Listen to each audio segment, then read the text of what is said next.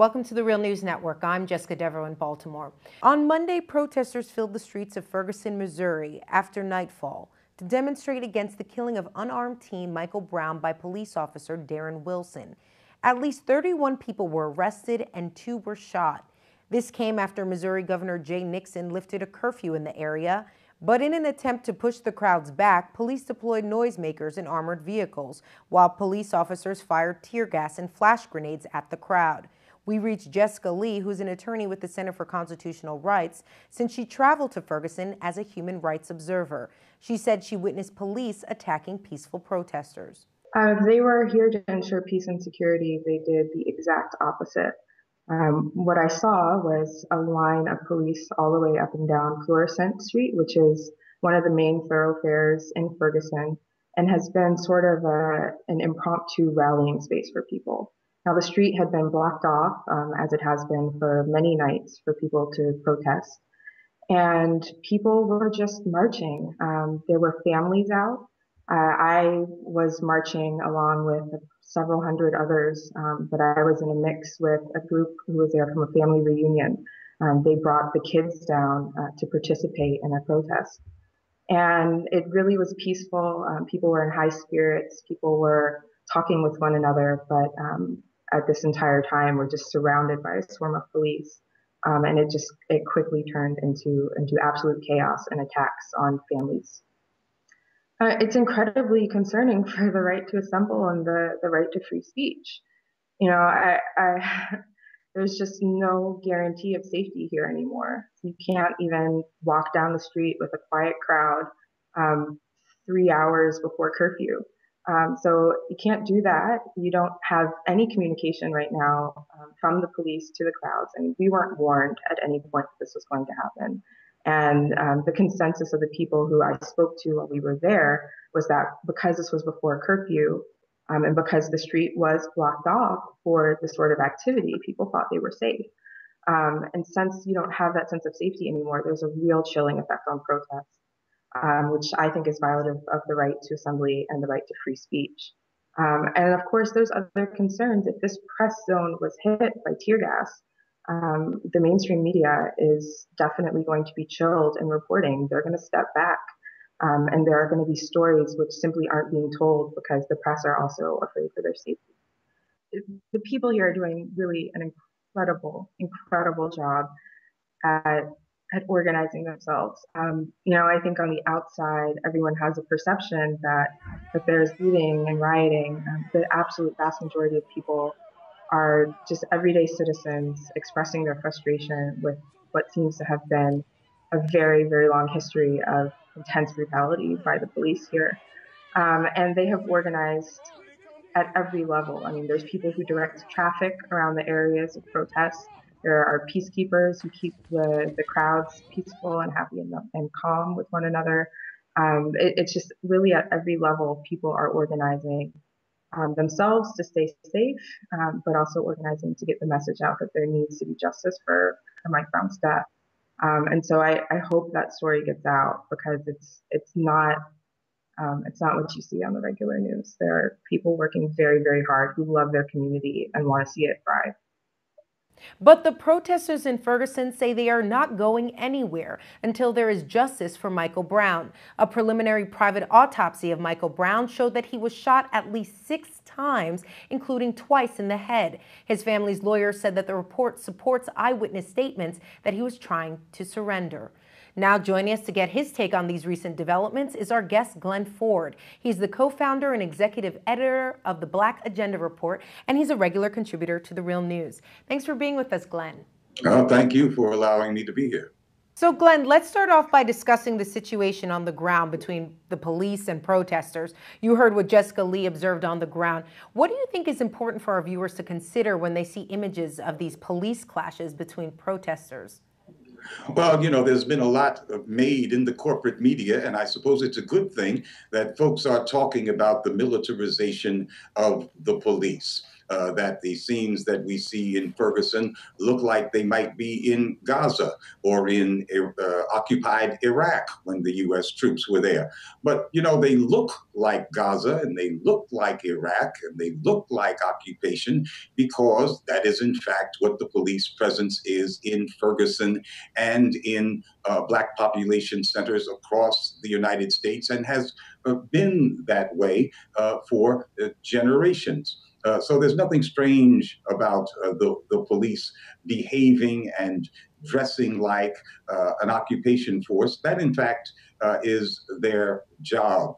We also get, I think, too much into the legalities of what happened to Mr. Brown. What happened to Mr. Brown was a direct consequence of the policing and incarceration policies of the United States. That's why it happens 2 or 3 or 400 times a year. That's why the NAACP Legal Defense Funds call for the Justice Department to do an investigation every time the police shoot an unarmed Black man. It doesn't take into consideration what the Justice Department's capacity is. It would have to actually revamp the entire agency to respond to every shooting of unarmed Black people. They are so numerous. And it would have to engage in a legal battle that would be constant with virtually every police department in the United States. We're talking about something that usually we call systemic, but we don't explain what that system is. It is a system to contain and to act as an intake valve for mass Black incarceration. And with regularity, that results in not just thousands of Black folks going into prison per week, but a certain number of them get killed along the way. But Glenn, I want to go back to my original question about these clashes, because you're going to have those that are saying that, look at these clashes. There are some people who are actually turning these protests as an opportunity to really loot stores and businesses and things of that nature. And you have folks like Al Sharpton, who has been really calling for calm and told protesters to stop the violence and the looting, saying that such actions strengthened a smear campaign against Michael Brown. Doesn't he have a point?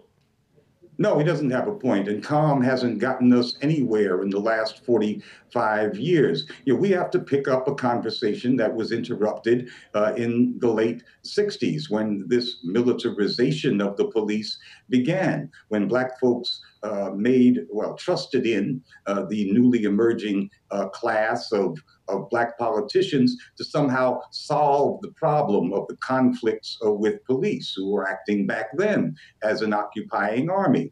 Well, it doesn't work that way. It hasn't worked that way. Calm does not beget solutions. We don't have unjust laws like back in the 60s. We have an unjust order. And to shake up the order, folks have to break things sometimes. Oh, okay. All right. Let's talk about something that happened over the weekend. The governor of Missouri, Jay Nixon, he actually was heckled at a press conference, and someone came out and said, "Excuse me, Governor, you need to charge that police with murder. That would bring peace." What is your reaction to that? Should that bring peace in your eyes? No, it is an unjust order. Of course, the policeman should be charged with murder, but what does that do? Does it stop it from happening the next time? Are we saying that the policeman who killed Michael Brown was some kind of rogue, and that kind of rogue police behavior can be curtailed by making an example out of that policeman? Actually, that policeman's behavior was right in tune with the behavior of police all across the country. They get impunity because it is sanctioned behavior. They are not rogue cops. If they were rogue cops, we could cull the herd, but they're not. The whole herd knows what its job is, and that job is to bring pressure day to day against Black populations. And also, if we think that all this is about one killing, then that means that we're making the assumption that as soon as this killing in this little town is solved, that the institutional problem goes away. It does not. We Okay. need to use this opportunity to take a long and hard and very painful look at the Black community's relationship with the larger society and its instruments of control, which are the police. Yeah, and this instruments of control, as you say, the police and the relationship with the Black community. Now, Amnesty International, this story just broke today, is sending a delegation of observers and organizers who, first of its kind, to actually be deployed in the United States. What's your reaction to that, Glenn? Well, that reminds me of the kind of embarrassment that the United States found itself subjected to in the 50s and the 60s, as internationally it was trying to package itself as the fountain of democracy in the Cold War with the Soviet Union, and didn't want to be embarrassed by revelations about its actual treatment of Black folks. Well, we see that 50 years hence, they still are and should be embarrassed at the way they treat Black folks. And even Amnesty International and the Human Rights Watch feel that they should get involved. So as this story is developing, Glenn, what should people really be demanding in your eyes? Can we speak to some specific things that people should be calling for? Well, there are a whole host of demands that should be made because we're talking about an institution that goes to the heart of what the society is about. Certainly, people will demand that there be more Black police, but that's no panacea. That's no cure. We have large numbers of Black police, certainly larger numbers than in previous decades in cities around the country, and that does not stop the violence against Black people. People will call for community review boards of police, and that is a righteous demand, and everyone should support that.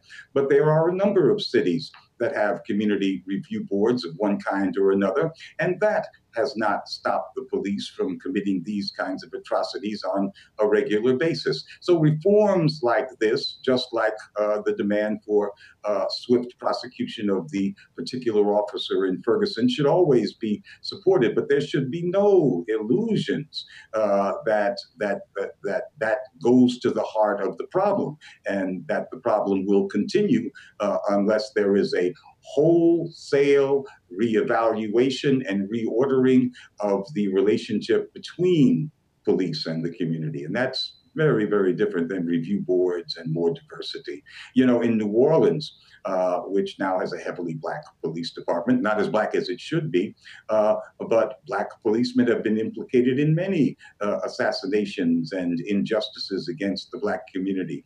That's no cure as long as the Black police, are under the same pressures, the same assignment, really, as the white police, which is to keep young Black men in check by any lethal means necessary. When you say reordering, what do you mean? Well, one of the first demands should be that police must live in the community that they are supposed to be serving. But we see that goal, as righteous as it is, having been thwarted in most of the cities in the country. That is, you can't mandate in most places that police even live in the jurisdiction that pays their salaries, much less in the neighborhoods where they do much of their work or their dirty work. All right, Glen Ford joining us from New York City. Thank you so much for being with us. Thank you. And thank you for joining us on the Real News Network.